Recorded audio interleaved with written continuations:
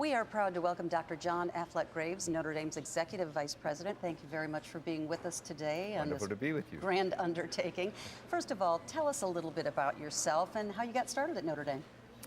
Well, you know, I wasn't a Notre Dame undergrad because I was born in the most beautiful city in the world, Cape Town, South Africa, and had the opportunity in 1986 to come to Notre Dame and teach, and taught finance for many years. Loved my students, had a chance to teach at the undergraduate and the graduate level, but really probably fell most in love with Notre Dame when my two daughters came to Notre Dame. And my oldest daughter and her roommate married roommates from Soren Hall. Oh, and wow. have been lifetime friends. They both all graduated in '99. So that's a little bit of my Notre Dame background. That's it's a wonderful. wonderful place to be. Well, kids will always pull you into the Notre Dame spirit. And I think it's a time when you really realize what a wonderful community it is. The support they get, the love they get, the friends they make, you know, across the faculty members, the rectors, their student body.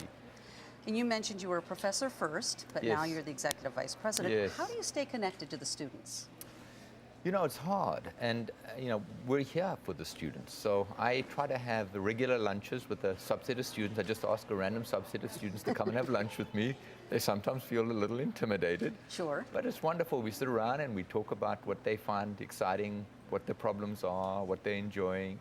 And then I still teach.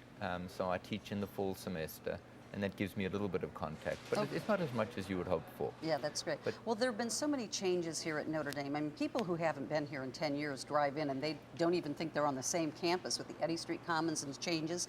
But tell us about this upcoming Campus Crossroads project.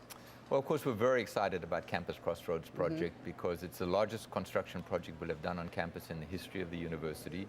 But just three wonderful facilities: a student center, which will have everything for students, from recreational space, coffee house, place where they can have some other food, a place where they can study, career center.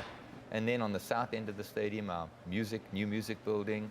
And so wonderful to have sacred music in that space associated with the stadium. And then on the far side, digital media center. You know, and you think of the future, these kids, the kids who are studying here now are going to face it's a digital world. Yeah. So an ability to have little studios where they can make their own presentations and put in video and other sources of digital material, and in anthropology and psychology. And it's really nice that this whole complex is going to involve so many different fields. Absolutely. And you know, I think the Crossroads project, for that reason, the crossroads of our academic life, our athletic life, our student life, music, all in one facility. Just a great project for us. Okay, so what is the timeline on this project? Because it's a big undertaking. It is. It's enormous. Bigger than I think we thought when we started. And so the timeline is we will start at the end of a football season, and then it'll take 33 months. So in that way, we'll only be constructing over 2 seasons. So very tough to be able to start the end of this season. Small chance we may be able to, but probably at the end of next football season. That's pretty impressive, though, for a project so large. It is, and a lot of people work very hard on it. Do you think this project is going to impact students for generations to come? How far do you see it going? You know, I think it will. You know, and one of the things that we're proud of at Notre Dame is to create this concept where you don't go to the academic buildings for class, and you go to your dorm for fun, you go to the basilica for your spirituality.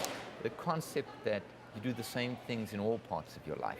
So to have a complex where students have student center, they have rec, they have classes, they meet with their friends, they have some coffee, all of that integrated, that all of those aspects of their life are integrated. And that's why we're so pleased that sacred music, you know, is in the building too, because it brings all of those dimensions of being at Notre Dame together. It's fabulous. Did you pattern this after anything you had seen anywhere else in the U.S.? No, you know, we haven't seen it anywhere else. Some people have used parts of a stadium for administrative buildings, but you know, we had this concept of integrating the student life and the academic life into the complex. Very good. Now, one last question. How do you think the football team's going to do this year?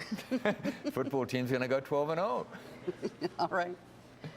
All right. Thank you very much, you. Dr. John Affleck-Graves, for taking the time to speak with us today and being part of this 29-hour global celebration. And now we're going to pitch it back to Justine for the Residence Hall competition.